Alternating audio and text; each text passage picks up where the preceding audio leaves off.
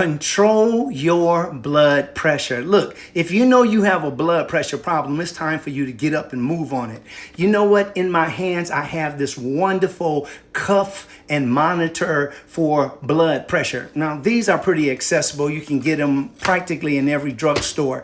But this is one of the ways that you can have a frequent check and make sure that you have some normalcy. 120/80 or lower is what we're looking for. Now, some of you run a little higher, but just to be sure, make sure you go in for an examination. High blood pressure is a leading cause of heart disease and stroke. We got to really get that in our minds. You are not talking about something that is easy, very difficult to face in life, and it would change your life forever. Over time, the high blood pressure also puts much stress on your blood vessels, making them easier to erupt. Now, scientists now know that having uncontrolled high blood pressure in midlife also raises the risk for dementia later in life.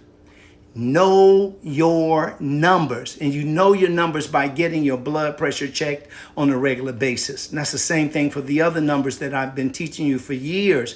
You cannot make any changes until you change.